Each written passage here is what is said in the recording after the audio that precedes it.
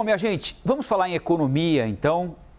Vai aparecer aqui o ministro da Economia, Paulo Guedes, dizendo o seguinte: o Brasil pode estar em um ciclo de crescimento de 3% ao ano por uma década consecutiva.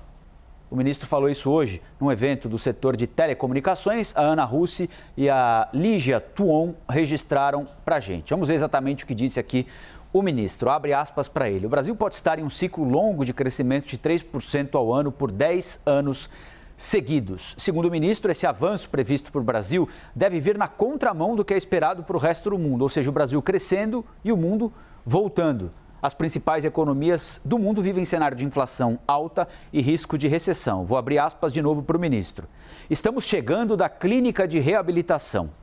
Todo mundo arrumadinho e começando a entrar nos mercados globais.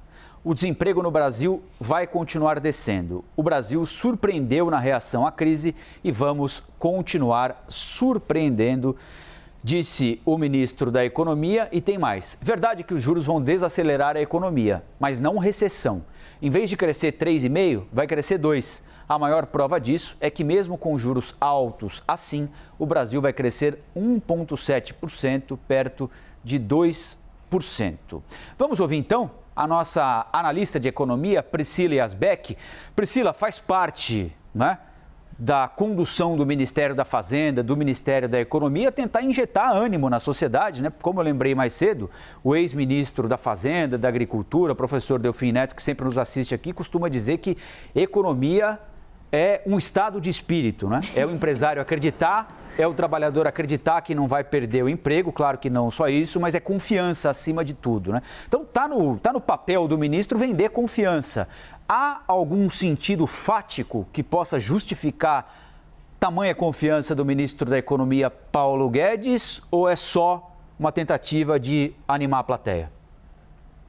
Colombo, digamos que a gente pode ter alguns pontos ali que permitem um certo otimismo. Acabou de sair dado do CAGED, daqui a pouco a gente vai falar mais sobre emprego formal, um dado que veio acima da expectativa, mas digamos que o cenário, quando a gente olha todos os dados em conjunto, o cenário é muito mais pessimista do que otimista. E isso aparece também nas projeções que os economistas, os grandes investidores do mercado fazem. Então, o ministro Paulo Guedes fala de um crescimento da economia brasileira de cerca de 3% pelos próximos 10 anos. O Boletim Focus do Banco Central está atrasado, mas a XP faz um acompanhamento com o mercado para trazer as previsões dos principais investidores institucionais. E a última previsão que eles fizeram, que eles soltaram hoje, traz uma previsão de um crescimento de PIB para o ano que vem de 0,5%, por exemplo. Para esse ano até subiu a previsão, foi para 1,6%, mas ainda assim é uma previsão aquém da que o ministro está fazendo desse crescimento de 3%. Se a gente pegar o Focus também, que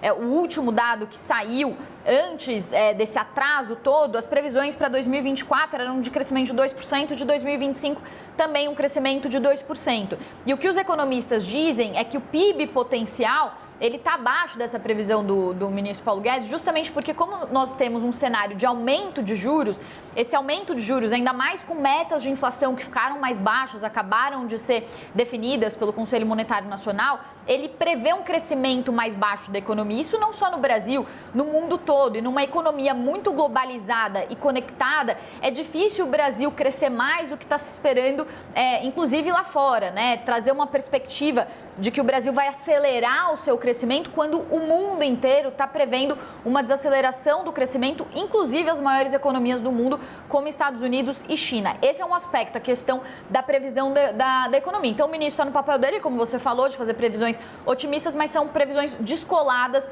do que dizem os economistas e o mercado. Um outro ponto também que eu queria destacar, Colombo, 2 pontos na verdade. Ele fala sobre zerar o IPI, que é o Imposto sobre Produtos Industrializados. De fato, os tributaristas dizem que o IPI é um imposto esdrúxulo, que tem várias distorções. Um brinquedo, quando você pega um brinquedo com rodinha, um brinquedo sem rodinha, tem um imposto para o brinquedo com rodinha, um imposto para o brinquedo sem rodinha. Realmente ajudou a desindustrializar o país, como o ministro disse, mas cortar o imposto a zero, do nada, traz uma perda de arrecadação muito grande de um imposto que também é base para arrecadação de estados e municípios e, mais uma vez, traz perda de arrecadação para áreas como saúde e educação. Terceiro ponto, ele fala da China, fala que existe a China, existe Hong Kong, que é a China que cresce, existe a China que cresce menos. E ele está comprando briga simplesmente com o nosso maior parceiro comercial. Hoje, 28% do que o Brasil exporta vai para a China. Nosso segundo maior parceiro comercial é os Estados Unidos. Então, o Brasil vai, mais uma vez, alfinetando a China, que é o nosso principal parceiro comercial. E parece que daí, quando é com os Estados Unidos, o papo é outro, né? Então, acho que, fazendo um geral assim, dessas falas, foram várias falas, mas acho que esses são os 3 principais pontos. Muito bem resumido pela Priscila Yazbek, a previsão otimista do ministro da Economia de crescimento de 3% ao ano para o Brasil por uma década inteirinha.